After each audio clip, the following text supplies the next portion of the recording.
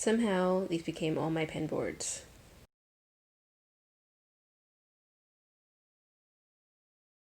So I went to Target and they had this frame. It's 17 by 23 and I thought that was a pretty decent deal for $9 to get this big frame. It's not particularly like huge, but it's pretty decent sized.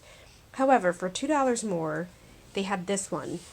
It is a 23 by 35 inch frame.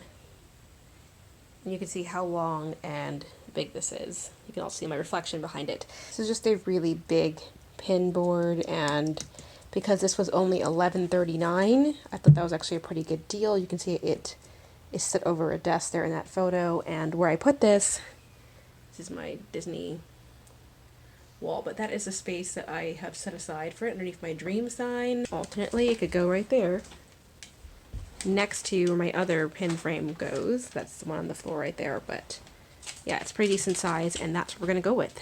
This pin board, by the way, cost about $70, $75 I believe from Amazon, so it wasn't very cheap, but this was linen lined with a nice frame. This one was $11.39, but then I also got this particular fabric. It is a dark gray fabric, linen fabric from Joann's, and this was on sale for $6.99. So $6.99 plus $11.39 comes out to about $18 or so. My son is there holding the board, and that will help me have a nice lined pin board. So what I'm going to do is I'm actually going to iron out this fabric completely, drape it across this board, and make it completely linen lined. I'm going to staple the linen on the back so that this will all be covered and I won't have this like cork material, because I want this to be more permanent, but that is my idea. So I am ironing, and you can see I have just gotten the first panel. I actually did the whole bit, took out the lines, but now I'm folding it out so that I can get out the middle crease as well that was in there. But gotta iron out your fabric, make sure it's nice and neat, ready to use. This is what it looked like after I finished ironing. I ended up having to drape it over a chair overnight because the actual board itself was emitting some kind of smell. So now we're going to just re-iron the end pieces to make it nice and smooth once more, and then use it with the board. So let's try to iron it again. You can see it's set on linen.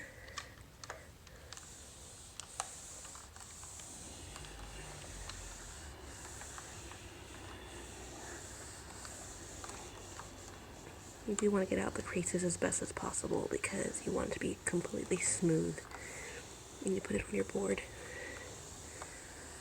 So I just took in the board. This has been sitting outside for a day. It still smells slightly, but not as strongly as it did yesterday, so I'm going to go ahead and cover this because I'm impatient. There's my laundry in the corner. You can see this is the full pin board. It's too big to fit in the frame.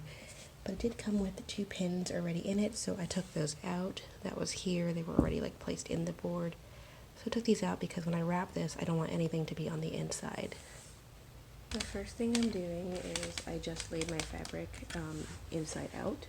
Basically the fabric side that I want to be shown is the one that's on the bottom. And I'm going to place the pin board directly on this. So I just placed the pin board directly in the center of the fabric, and sorry if my table's in the way. And what I'm going to do is I'm actually going to measure where the halfway points are so that I can just make a note, and then I'm going to go ahead and start folding the fabric over.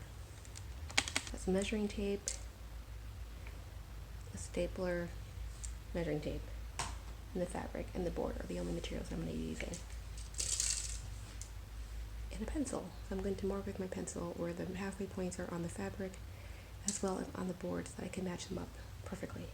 This particular board is 35 inches across, so the halfway point of that would be about 17 and a half. So I'm going to go ahead and go to 17 and a half and mark that down.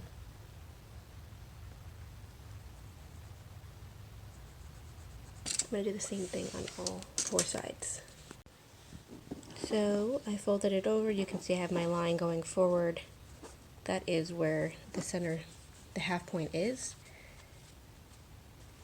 I'm going to use that as my center point and put 3 staples here just to secure this down.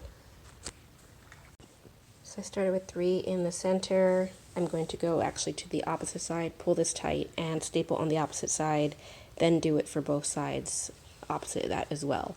But you want to start with the opposite side of this one to actually pull it taut. So that's what I'm going to do, and turn this around. Okay, so far I have stapled this side, and I stapled this side, pulling it taut. Now I'm going to go ahead and do the same for both sides so that I have it on all 4 sides, and then I'm going to add more staples along either end. Going around, I'm just going to go ahead and staple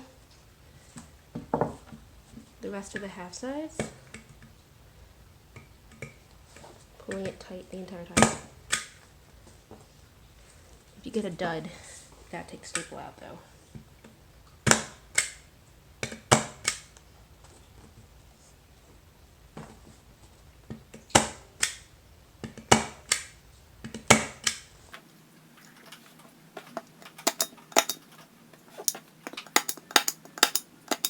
What I've done so far. I'm going to keep going until about just to the edge. I don't want to clean off of this, but I'm going to just go right to that point. Keep moving on. So since I went from that side, I'm actually going to leave 2 inches from the edge for the corner. Whoops, this is how DIYs work in my house. Nicholas! And I'm going to leave this corner and this side untouched and start on this end, leave a little 1/2 inch here, and then keep going basically every half side, but every other half side clockwise. I did that side, now I'm going to go this way, that makes sense, and then over there, there's my daughter over there in the corner, and the same for the opposite end for all 4 points. You can now see I have gone all the way around to each half side, stapling until about 1 inch or 2 from the edges. And now that I did that, I'm going to go counterclockwise and go this way, doing the same thing, leave a little space here because that's where we're going to have the corner flaps. Do the same thing on that side, and then on this side. And then the corners are the very last thing. So trim excess fabric off as needed. I did trim it, I don't know if that came off camera, a little bit over here. You can see it's a little uneven, but I continue to trim as needed, but I just wanted to make sure that we don't have too much excess fabric that's just going to be hanging loosely on this side. So I'm working on this corner. You can see I have a whole line of staples. Occasionally I do have a loose one and then I just take it off and start again. But I am basically just pulling this tight as I go to make sure this is completely taut on the front.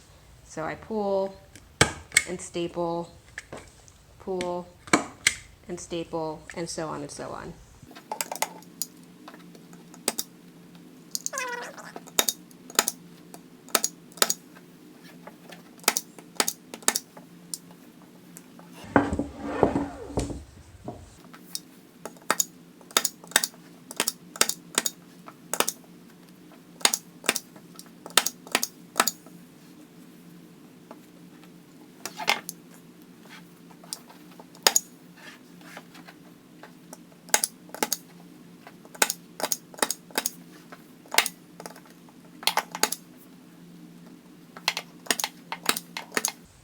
I've now worked my way full circle.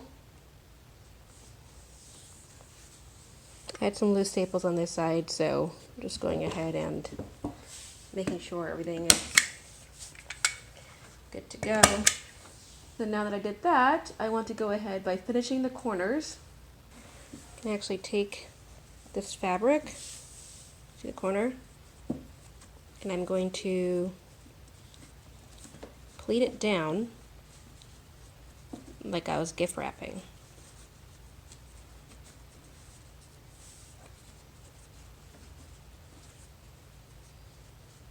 So I actually want to take out all this excess, and that's what I'm going to do.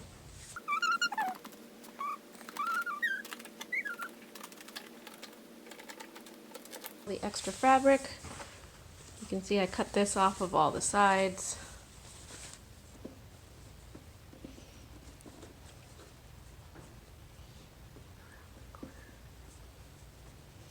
Now that I got every side and I restapled, I'm just going to fold the fabric around the corners so it's almost perfect like that, and then staple that down.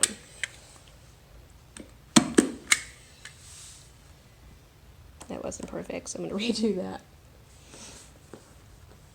Like I said, Some of this is a figure it out as I go type of thing.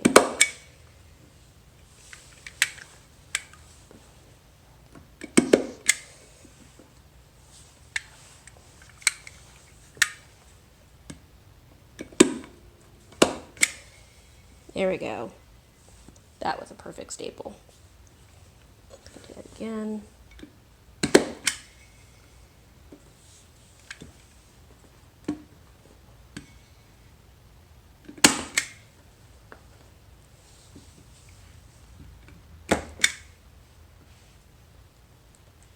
And that's basically just me reinforcing this.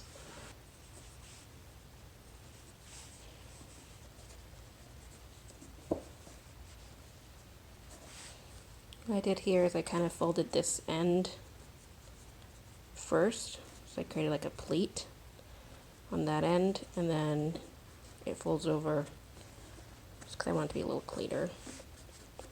And it will be like that when you look at it.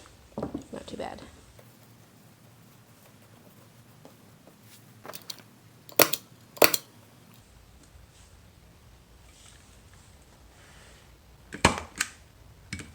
There you have it.